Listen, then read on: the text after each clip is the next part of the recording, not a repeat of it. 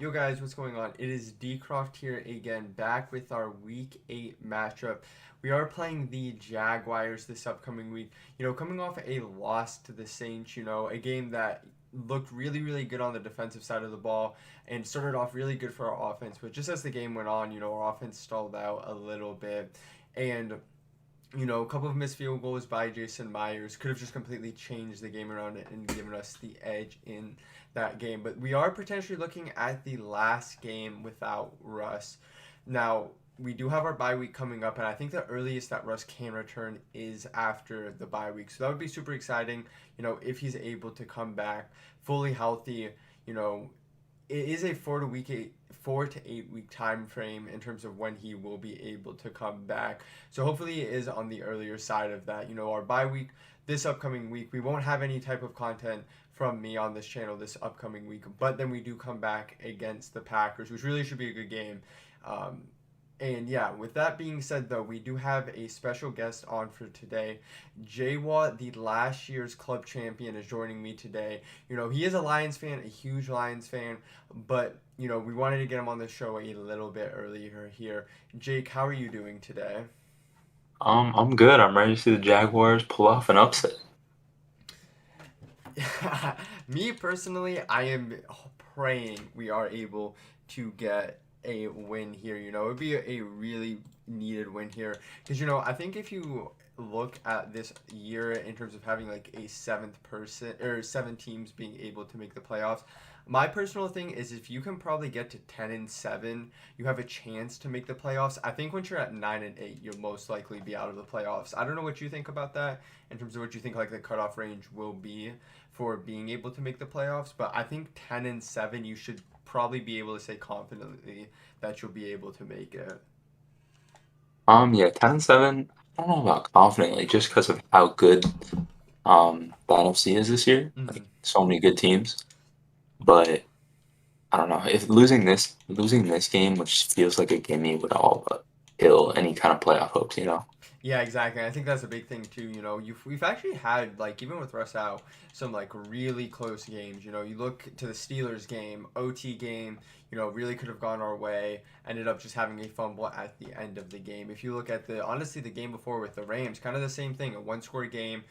Gino comes in on a money drive. And that game, the unfortunate trip and fall from Lockett essentially ended that game. And if you look at this past week too, Gino did have the ball last again, but just wasn't able really to get anything going. And then a couple of missed field goals from Jason Myers could have completely changed the outcome of that game. But I think this is a huge game for us. The Jacksonville really hasn't been one of the better teams, the first overall pick last year in the NFL draft, taking Trevor Lawrence, and they really haven't looked that good this year either. So I think this is when you look at like must-win games. We have to find a way just to win this game. For sure. Trevor was gonna deliver a laser. Um, yeah, I mean it seems like you need to get one of these games without Russ to still be competitive. And this is the one. I mean, you could have won either. The others didn't win those. Hmm. Um, and this, you're still just a better team than they are. So As we Trevor Lawrence is able to get out of the pocket there. But yeah, I think that's a great way of putting it. When you're looking at our record, at 3-5, I think that's salvageable. But the thing is with our schedule, we obviously have to play the Cardinals twice still. We have to play the Rams again still. We have to play the Packers again. We are playing a lot of very good teams down the stretch to the point, we're starting to look at that range where there isn't like a ton of leeway in terms of like what we're going to be able to do. What Trevor, big sack right there by I, Al I was Woods. I was throwing an interception. I was gonna make Trevor look bad. All right, big fourth down here too in the game. All right, I think I got one. I think I got one.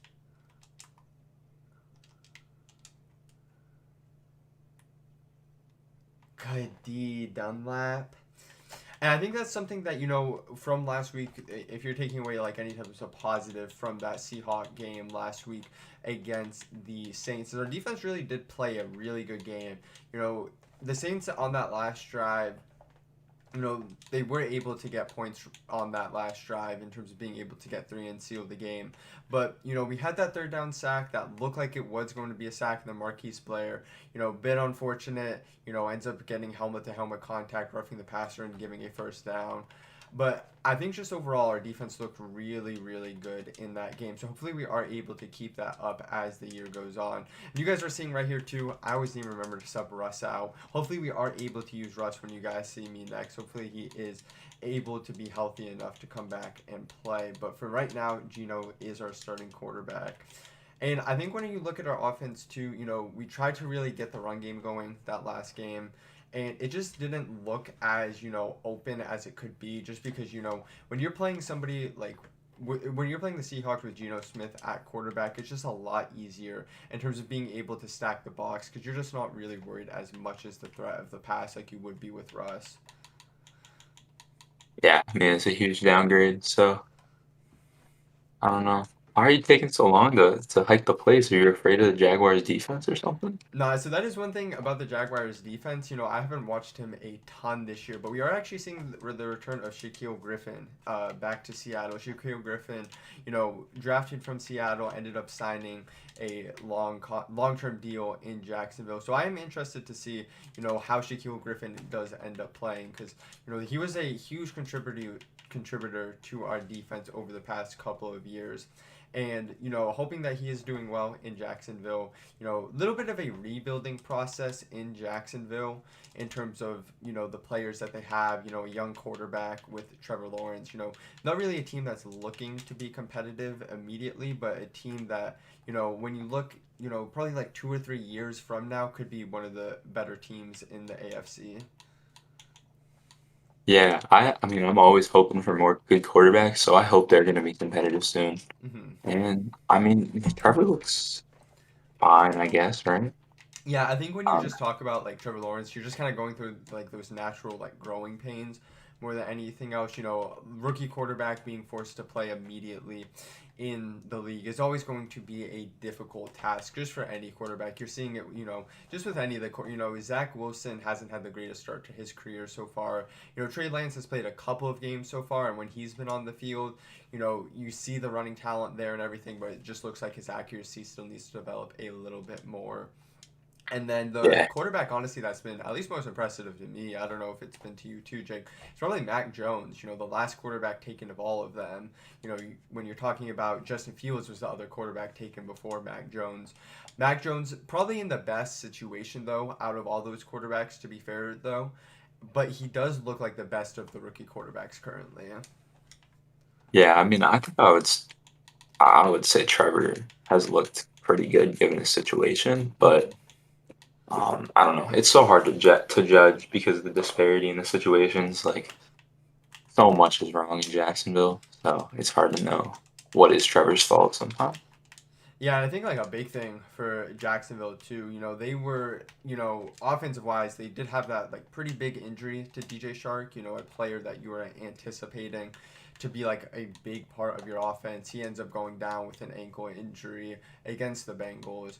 So I think just having that, change, and then I think honestly the biggest injury out of all of them was how Urban Meyer was going to utilize Travis Etienne, who we haven't even been able to see this year because of his injury in the preseason. But I know they were anticipating to use him a lot, how like Percy Harvin used to be used by Urban Meyer when he was back at Florida, and that like Travis Etienne was supposed to kind of fill that like gadget role player. Why is Zach Ertz on my team? Oh, okay. So yeah, talking about the CFM. So for anybody that is wondering, we have the CFM has started I'm so confused. from week one. There's obviously not going to be 100% accuracy within the rosters because the CPU is going to do their own thing in terms of what they feel like Oh is going to be no. best. So we've just been simming week by week. I've done my best to try to keep these rosters the most up to date. I think the one that was the funniest one to me was I think the 49ers traded Nick Bosa. When we had a Earl on here, Nick Bosa just like wasn't a 49er and nobody could figure out where he went. And the team that ended up trading for him was actually the Rams. That's So hilarious. I thought that was kind of like one of the funnier ones when playing in this series that has come up. Um, And as you guys see, Zach Ertz, a member of the Arizona Cardinals now, but in this CFM specifically, he did end up getting traded to Jacksonville. Yeah. Mhm. Do you see any trades going down? I mean, we're almost at the trade deadline. Are there any moves you think make sense for teams? Yeah, it's going to be interesting in terms of I think the biggest one I think that's going to be interesting is the Deshaun Watson situation in terms of where he ends up going because I think when you've looked at Deshaun Watson, a lot of the teams that they've been talking to, it sounds like there's almost deals in place, but there's obviously a lot of other stuff that has to get figured out in terms of like if Yeah, he's going to be able to play this year. And I know some teams, like the one I've heard personally, is that the Panthers had a deal in place, but then they weren't comfortable with everything else that was going on, and they ended up pulling out of their deal. So I think Deshaun Watson is like obviously like the number one in terms of like the biggest potential like game changer that could end up being on the move. The other one I would have said would have been somebody like Stephon Gilmore, but he ended up getting traded relatively early in the season. So yeah, that would be kind of my personal in terms of it. I think when you look at a player like Marlon Mack could end up being traded. The Colts backup running back to a team like the 49ers potentially could be interested in him, but I don't think there's a ton in terms of players that I say like, wow, these players are going to be like traded here at the deadline. What about you? Do you have any players that would be you think are going to end up being traded here? I think it'll be interesting to see what happens with like the various receivers, like Allen Robinson Hmm. on the franchise. He's on the franchise tag. Yeah, franchise tag right now. And then I don't know, like Brandon Ayuk, they just don't play him. Hmm. I I think doubt. I think personally more of an underrated one that could potentially be on the move. Not underrated one, but a move that I wouldn't be like stunned if it ended up happening was Odell. I just think when you like when you talk about like the Browns, he's probably not lived up to expectations like they would have hoped for him when they ended up trading him from uh, the Giants, and he's obviously had that huge ACL injury too. I would be surprised, I will say, if he gets moved before the deadline. I think it's a lot more likely that he ends up getting moved. I would probably say like early this next offseason, as you guys see James, James Robinson James Robinson with a putting the six-figure move moves, there. putting the moves on Bobby Wagner. Yeah, don't see that very often. Bobby Wagner getting juked out of his shoes. Um, but yeah, I think Odell is kind of like the player. I wouldn't be surprised if he did end up getting moved at one point. Yeah, that'll be interesting. I mean, I mean, I figure you've seen the stats about, oh, the Browns are better without Odell. That Uh, is correct. but it just seems like that wouldn't make sense. He's an awesome player, right? Like he's Hmm. gonna help you. And if they're worse with him, that seems like a coaching error to me. Yeah, yeah, But I agree. he's also just picking up the injuries every day now. He's getting a new injury, which isn't a good sign. Hmm. Yeah, it'll be interesting in terms of Odell. As I said, would be very surprised if he does end up getting traded. Wouldn't anticipate that to happen. But you never know with the NFL in terms of what could potentially happen. Oh, I need Everett to get out Oh, there. Take a timeout here. What play do I want to call? Call this play. it's not going to be a good play. We know what this All play right, I is. think this is actually a laser. Nope. Nope. Gino, Nope. first Oh, down. hit him. Hit him. This has to be a first down, right? Okay, good, good, good. I was scared that wasn't going to be a first down there for a second. So, Jake, talking a Wow. little bit more about like Madden and everything, we've kind of talked a lot about like how COVID has like changed a lot of our experiences within Madden. Would you say though, like you have like a favorite like in-person event that you remember from Madden? Um, hmm. I really like the dream. Oh no. Oh Oh, I no. He had didn't a see. laser too. I just couldn't step up. I'm gonna have to call hurry up here.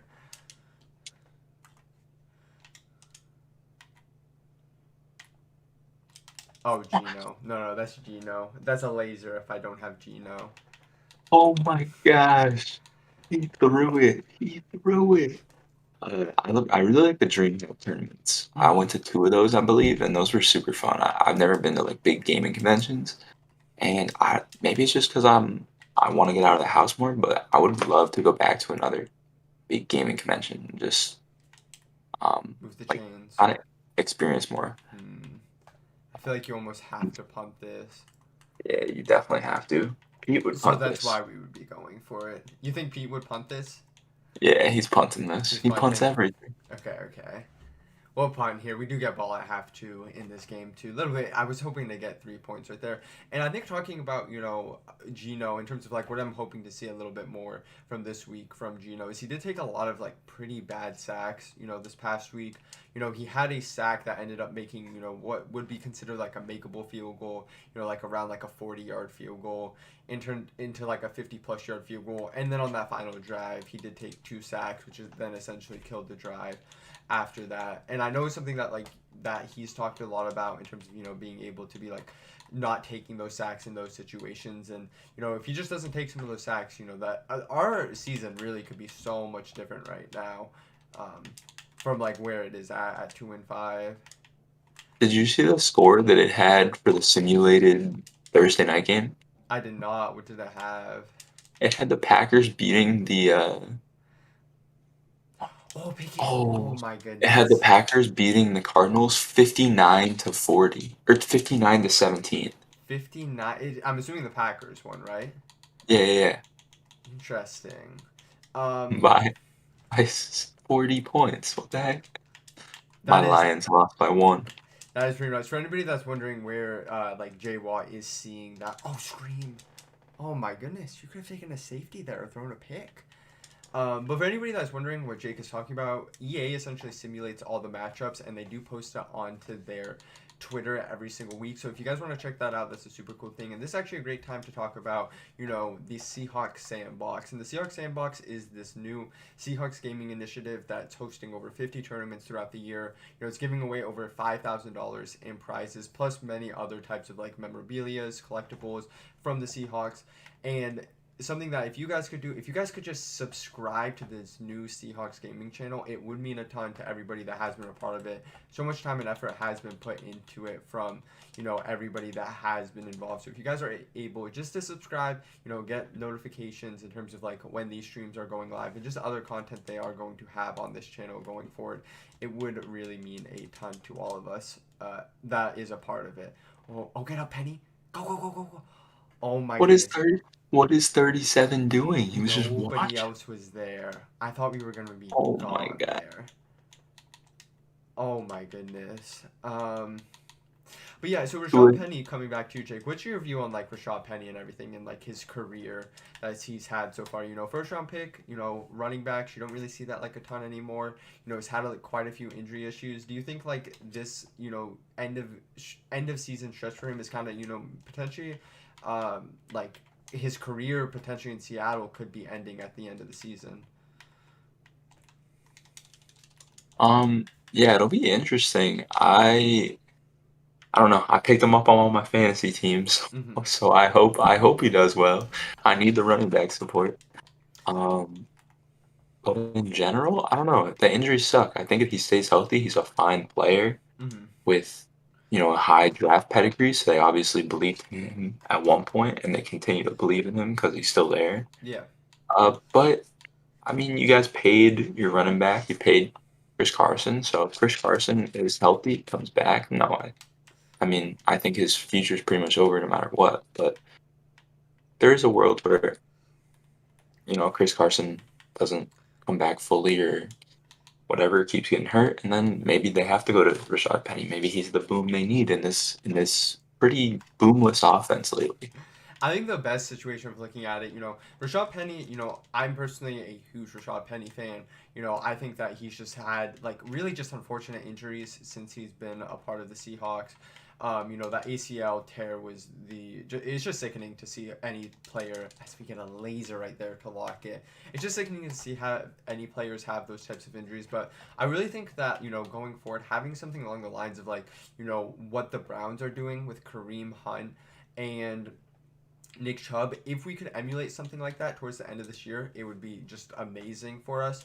And I think that another player that, that's looking really good, like at running back right now, is Alex Collins. The rushing lanes, he's I think he's personally doing really, really well. Just sometimes the rushing lanes necessarily aren't always there for him. So hopefully going forward, he is able to get like a little bit more room and not getting hit in the backfield. Because I really think that our running back room is super, super talented, and I am like hoping that Penny is able to essentially break out in terms of the talent everybody knows that he has for this upcoming, for the second half of the season. All right, Yeah, I hope so. I cannot. get outside Gino. Make a play, Gino. Okay, we're just gonna throw this one away, and that's hopefully we see a little bit more about that from Gino this upcoming week. Not taking those back sacks, realizing that there's always another down for him.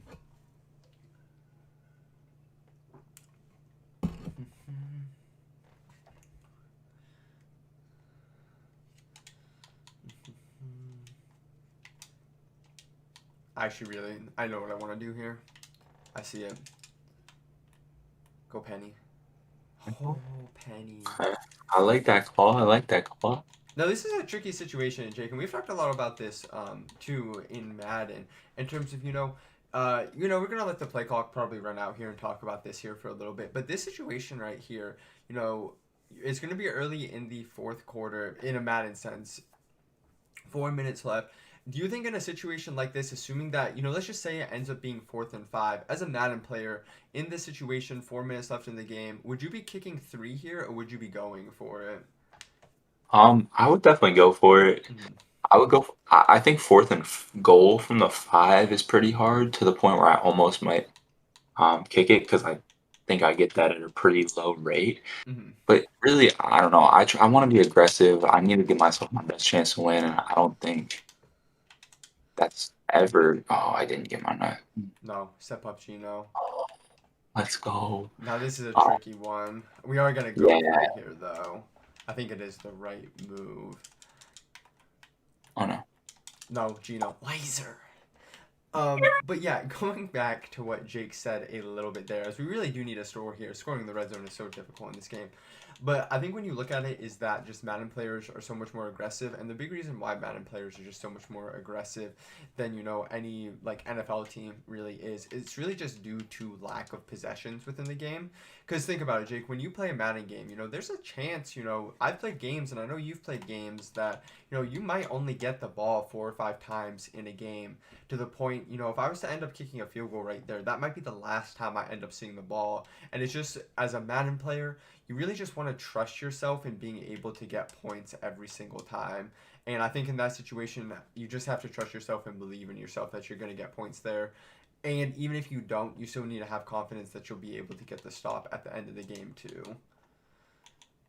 Yeah, I definitely think that just getting a stop, getting points quickly again is so much harder. Like you go up, you go up a field goal, so people might try to play aggressive, play for a touchdown, Mm-hmm. and that's where you can really stop people when they actually have to push and go try to score Is the it ball. Whereas if Penny? they're playing passive, it's a lot harder. Mm-hmm. Although it depends on the player, obviously, and your opponent. But yeah, I just think being aggressive puts you in a good spot a lot of the time. Yeah, and that actually brings us up to like a next like really good topic in terms of I know your major right now is looking a lot into just like sport analytics and everything. What's your like kind of like point of view in terms of going for it? Do you think like the average NFL team is like maybe a little bit too like passive in terms of going for it? Do you think that maybe more teams should be adopting this like more aggressive style? Because you have seen teams have success with it. I think like the best case or the team that's like kind of like exemplified this is probably like the Ravens in terms of they're always being very aggressive in terms of like when they're going for it and situations that they do go for it. Do you think like more teams should be more aggressive in terms of like going for it on fourth down, or do you think that with just so many more possessions within the NFL that teams maybe should be leaning to play a little bit more conservative? Big sack. Oh, you actually got Um, that ball away there. yeah. I don't know. It's. I mean, honestly, I do know. I think teams are way too conservative, Mm-hmm. and the numbers will back it up. They're just basically losing win percentage that they could put themselves in a better chance to win games, Mm-hmm. and they don't do it, and instead say things like, "Oh, it's the flow of the game," things you can't quantify. Mm-hmm. But you're not gonna know more than something that's analyzing every possible situation like yours. Mm-hmm. So I don't know. It seems silly, and you see it working well. Like it's one. I mean, obviously, it can lose you a game. It's still a percentage that you're still going to lose the game, whatever percentage of the time. Oh no. Oh my goodness, Ah, Bobby. I thought Bobby was um, going to be able to get a pick there. But yeah, I think a lot of it just has to do, that, you can still be aggressive and it can still not work for you. That's just like part yeah. of like what can happen too. But the flip side of it too is you can also be conservative and it also for you not to work for you. It's just, Mhm. I think what Jake is kind of talking about in terms of like he is a big play person, that he looks at like win percentages by certain decisions. So like if you go for it in the situation, your chances of winning this game is 70%. If you kick a field goal in this situation, your chances of winning the game is like 64%. If you, Yeah. And I don't know, that. for example, but like, those are like the two like common like scenarios in terms of like what like Jwall like has specifically like been looking at. And I know that's like a thing that he does like in college too. When you're gonna take a timeout right here, trying to catch me on a quick snap while I'm trying to explain things. Um, but yeah, so it's just like that stuff I think is super interesting. I know that, as I said, I know the Ravens personally are the team that have a lot of belief in terms of like that type of like system. Ooh, DJ could tackle at least. Yeah, the Ravens and another. I mean, I would say they exemplify more is the Chargers. Mm-hmm. They, they've played pretty wild in a lot of game situations this year. And for the most part, it's paid off for them. I mean, they were aggressive versus the Browns and Mm-hmm. versus the Chiefs, and they won both those games. Obviously, that's not indicative of it being the right decision, but it backs up what we would expect that Gives you just those a higher chance to win, and like yeah, that's what yeah. like that's I That's think what a that's lot what of. you're trying to do is win the game. Oh, I have a touchdown. Okay, Or this is fine. Bishop. We'll get a Bishop. stop here. We'll get a stop here. The Seahawks defense, they always get a stop in this situation. Until Um, they met the Jaguars offense. all right, Come on, let's go, baby. I Mm. want this. Okay, and then this. Okay, I know the defense I want.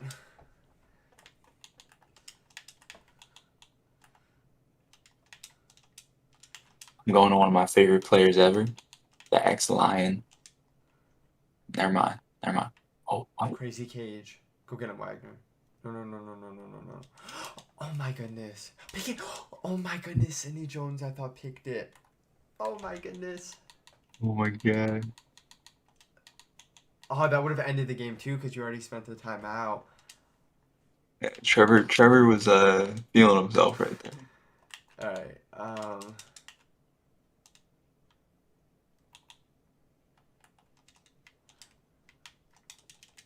Lap. Huge sack. So oh. we are gonna take a timeout right here, just in case Jwall does end up scoring here, or throws an incompletion here. Excuse me. I do want to have as much time left as possible. Um,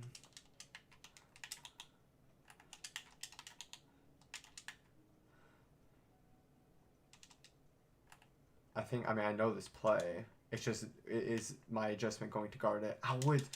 Oh, Sydney. Almost with another pick. I could have thrown it. And I Uh, think right here, Jake, I do think that, this situation, you were probably kick. You're going to end up going for it, though. Wow, okay. Jaguars have nothing to lose. All They're out right. here. That is true. There is nothing to lose for the Jaguars this year. Oh, my Come on, goodness, you clear. step up and find someone. No, no. Bag. Let's go. I Al had a Woods. touchdown. I had a touchdown. Al Woods actually had a crazy game this game. But yeah, so Jake, we do always end these with a score prediction. I don't know what your score prediction is going to be for this week, but for me so far, I will say that I don't think that the score you guys are seeing right here, 10-7, is going to be, these. Oh, I ran a read option. I was trying to run the clock out. Let's make sure I hand the ball off here. I'm on conservative. We'll be good. But yeah, so I think my score prediction is that I really do see the Seahawks coming away with the win here. I think that I think a fair score prediction is probably going to be in the low 20s if I had to guess for the Seahawks, probably anywhere from like 20 to 24 points. And then I think the Jaguars score predictions is probably going to be like in the mid 10s personally. So I'm going to say probably something like 24-16 personally for this upcoming week. That's an interesting prediction. It's a terrible prediction because the real final score is going to be 27-13 Jaguars. Oh, so you're having the Seahawks blown out. Yep, I by just Trevor Lawrence and the Jaguars. I don't think that one will end up happening. But you guys heard it. Let me know what you guys in the comment section excuse me, let me know what you guys in the comment section think the score of this upcoming week's game is going to be. And with that being said, I appreciate you guys all tuning in. Have the bye week next week. Not going to have any content, but then we will be back with the Packers. As I said, the guy on the screen hopefully is able to be back by that week in Danger Russ. And with that being said, too, if you guys could also subscribe, mention at halftime. Seahawks are doing a lot of really cool things in the whole gaming industry. If you guys can just subscribe, would mean a lot. Free to do, doesn't cost you guys anything, and it does support us all that have worked on this. So with that being said, I will see you guys all in 2 weeks against the Packers.